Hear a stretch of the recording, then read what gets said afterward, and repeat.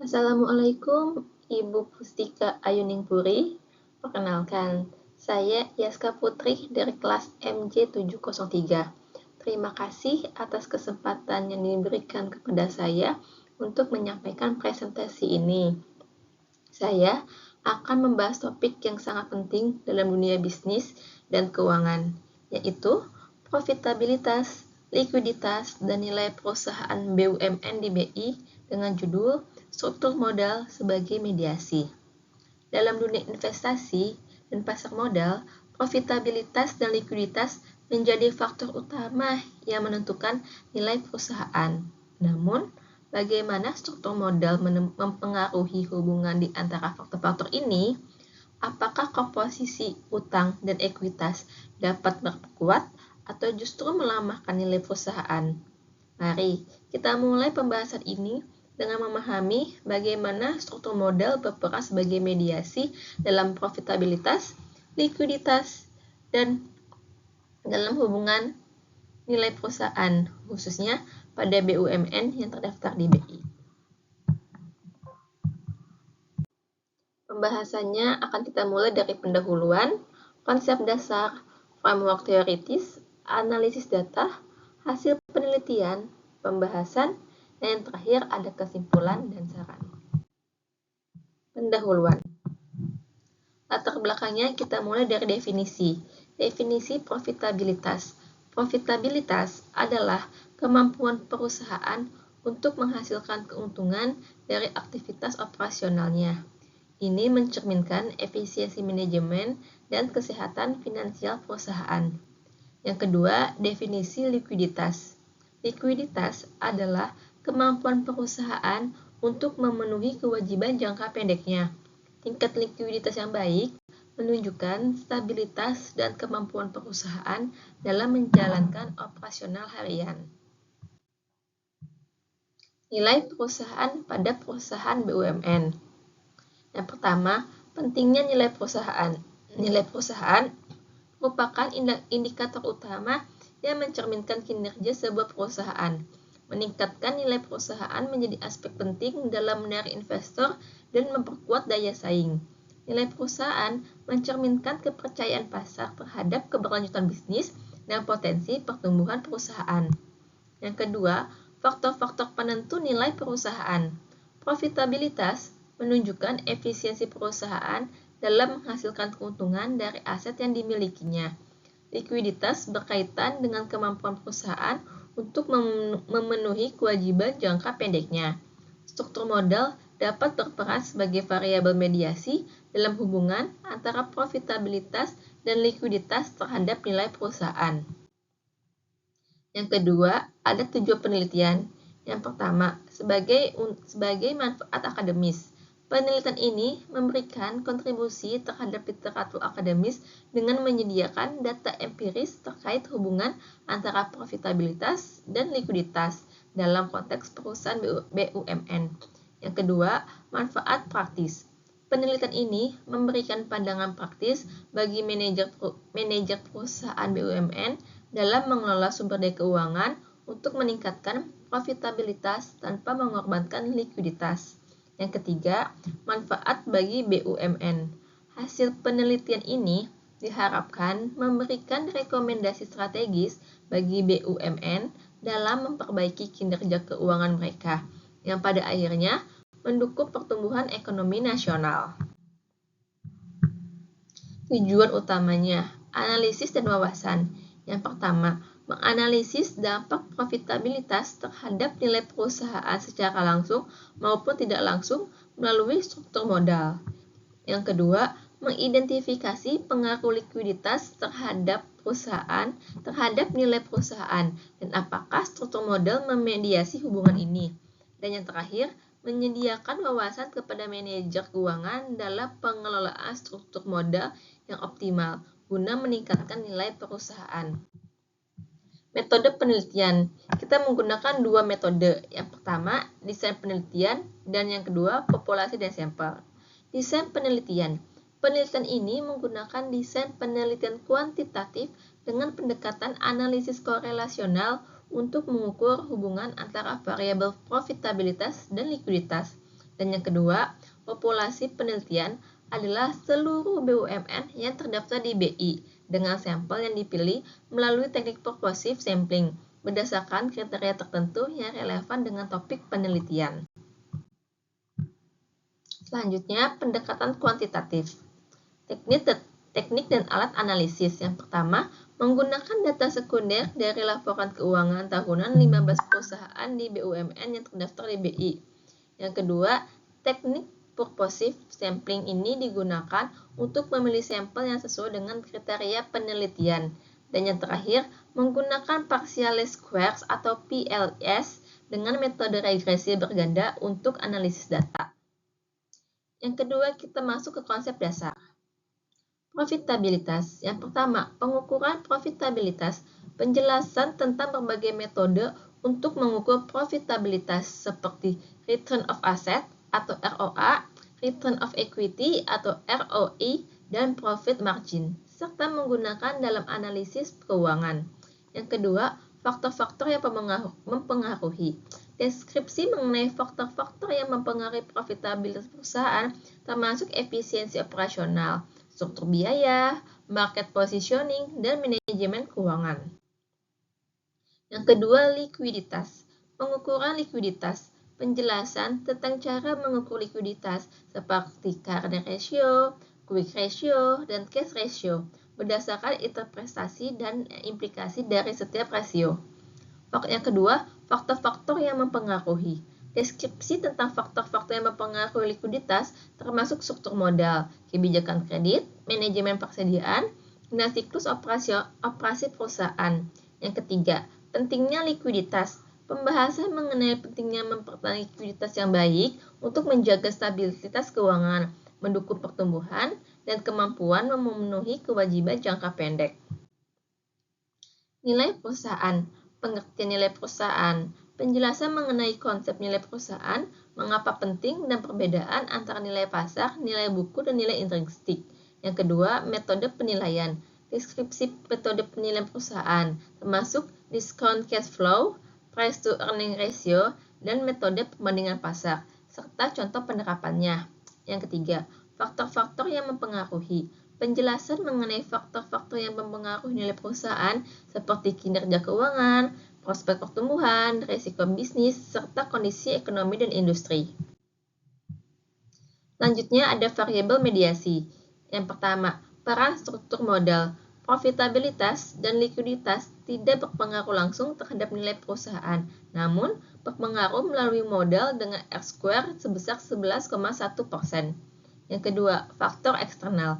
Faktor eksternal seperti kondisi ekonomi makro dan kebijakan pemerintah juga berperan dalam menentukan efektivitas struktur modal dalam meningkatkan nilai perusahaan. Yang ketiga, kita masuk ke bagian framework teoritis. Teori dividen signaling. Pengertian dan prinsip. Teori dividen signaling menjelaskan berbagai kebijakan dividen dapat memberikan sinyal kepada pasar mengenai prospek keuangan perusahaan di masa depan. Yang kedua, relevansi bagi BUMN. Teori ini relevan bagi BUMN karena dividen yang konsisten dapat mencerminkan kondisi keuangan yang sehat dan kepercayaan manajemen terhadap pertumbuhan jangka panjang. Yang selanjutnya, teori agen. Pengertian dan masalah keagenan. Teori agen membahas konflik kepentingan antara pemilik dan manajer perusahaan, serta dampaknya terhadap pengambilan keputusan manajerial. Yang kedua, pemecahan masalah keagenan. Untuk mengatasi masalah keagenan, dapat diterapkan insentif yang selaras dengan kepentingan pemilik serta mekanisme pengawasan yang efektif guna memastikan tindakan manajer sesuai tujuan perusahaan. Yang selanjutnya, teori tingkat bunga. Yang pertama, pengaruh tingkat bunga terhadap likuiditas.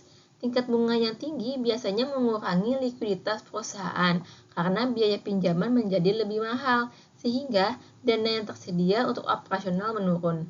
Yang kedua, pengaruh terhadap nilai perusahaan. Tingkat bunga yang meningkat dapat menurunkan nilai perusahaan karena biaya modal yang lebih tinggi akan mengurangi keuntungan yang diharapkan di masa depan. Selanjutnya, kita akan membahas tentang analisis data. Teknik pengumpulan data ada 3. Yang pertama, data primer, data sekunder, dan sumber datanya. Data primer adalah data yang dikumpulkan langsung dari sumber pertama atau responden menggunakan berbagai metode seperti wawancara, kuesioner, atau observasi langsung. Yang kedua, data sekunder. Data yang diperoleh dari sumber kedua yang sudah dipublikasikan sebelumnya seperti jurnal ilmiah, laporan penelitian, atau data statistik dari lembaga resmi. Yang terakhir, sumber data. Berbagai asal atau referensi data yang digunakan dalam penelitian seperti lembaga biro statistika, perpustakaan, atau arsip data dari penelitian sebelumnya. Yang selanjutnya membahas tentang teknik analis data. Ada dua teknik, yaitu statistik deskriptif dan yang kedua uji hipotesis. Statistik deskriptif adalah teknik mengorganisir, merangkum, dan menginterpretasikan data dalam bentuk tabel, grafik, atau tujuan atau ukuran statistik seperti mean, median, dan modus. Yang kedua, uji hipotesis. Prosedur statistik untuk menentukan apakah ada cukup bukti dari sampel yang mendukung pernyataan atau asumsi tertentu mengenai populasi. Hasil analisis. Yang pertama, temuan utama, kesimpulan penting atau hasil utama yang diperoleh dari analisis data yang memberikan rumusan baru atau mengonfirmasi hipotesis yang telah diajukan. Yang kedua, diskusi temuan, pembahasan mendalam mengenai temuan utama, implikasinya, kesesuaiannya dengan teori atau penelitian sebelumnya, serta saran untuk penelitian lebih lanjut. Yang kelima, kita membahas hasil penelitiannya. Pengaruh profitabilitas terhadap nilai perusahaan, hubungan kausal dan implikasi praktisnya. Hubungan kausal antara profitabilitas dan nilai perusahaan menunjukkan sejauh mana laba bersih berpengaruh terhadap peningkatan nilai saham perusahaan. Sedangkan implikasi praktis dari temuan ini adalah perusahaan dapat meningkatkan fokus pada strategi profitabilitas untuk meningkatkan nilai pasar dan menarik lebih banyak investor. Interaksi antara profitabilitas dan likuiditas, sinergi dan konflik. Sinergi dan konflik antara profitabilitas dan likuiditas menyoroti bagaimana keseimbangan optimal dapat memperkuat atau merusak nilai perusahaan. Yang kedua, studi kasus pada BUMN. Studi kasus pada BUMN menguraikan contoh nyata di mana variasi dalam profitabilitas dan likuiditas mempengaruhi kinerja dan nilai entitas tersebut di pasar. Yang keenam, kita akan memulai dengan pembahasannya. Diskusi temuan, konfirmasi teori. Temuan penelitian ini mendukung teori yang telah ada mengenai efektivitas metode pembelajaran aktif dalam meningkatkan hasil belajar siswa. Yang kedua, implikasi praktis. Hasil penelitian ini diharapkan dapat diaplikasikan dalam praktek mengajar sehari-hari. Sebagai contoh, penerapan teknik pembelajaran kolaboratif di dalam kelas. Selanjutnya, keterbatasan penelitian, keterbatasan metode, dan keterbatasan data. Keterbatasan metode. Penelitian ini terbatas pada metode kualitatif, sehingga generalisasi hasil masih perlu diwaspadai untuk konteks yang berbeda. Sedangkan untuk keterbatasan data, pengumpulan data hanya dilakukan di satu sekolah, sehingga hasil belum tentu berlaku di sekolah lain dengan kondisi yang berbeda. Rekomendasi untuk penelitian mendatang. Yang pertama, area yang perlu dikaji lebih lanjut. Penelitian lebih lanjut diharapkan mengkaji efektivitas metode pembelajaran aktif di berbagai jenjang pendidikan dan latar belakang siswa. Yang kedua, saran metodologis. Disarankan untuk menggunakan metode campuran kualitatif dan kuantitatif agar hasil penelitian lebih komprehensif dan dapat digeneralisasikan. Rekomendasi untuk manajemen. Strategi dan evaluasi. Yang pertama, perusahaan BUMN sebaiknya mengoptimalkan profitabilitas dan mempertahankan likuiditas yang stabil. Yang kedua, pengelolaan struktur modal yang bijaksana akan membantu meningkatkan daya tarik perusahaan bagi investor dan memperkuat stabilitas keuangan jangka panjang. Dan yang terakhir, manajemen harus melakukan evaluasi berkala terhadap kebijakan struktur modal guna menyesuaikan dengan perubahan kondisi ekonomi dan regulasi pemerintah. Terakhir, kita masuk ke kesimpulan dan saran. Kesimpulan penelitian. Yang pertama, ringkasan temuan. Penelitian ini menemukan bahwa faktor-faktor X, Y, dan Z memiliki pengaruh signifikan terhadap variabel kinerja perusahaan BUMN. Yang kedua, implikasi teoritis. Hasil penelitian ini memperkaya literatur tentang manajemen kinerja BUMN dengan memberikan bukti empiris baru terkait variabel-variabel yang diteliti. Dan yang terakhir, implikasi praktis. BUMN dapat menggunakan temuan penelitian ini untuk menyesuaikan strategi manajemen yang mereka gunakan guna meningkatkan efisiensi dan efektivitas operasional. Saran bagi BUMN ada 3, strategi meningkatkan profitabilitas, strategi meningkatkan likuiditas, dan terakhir peningkatan nilai perusahaan.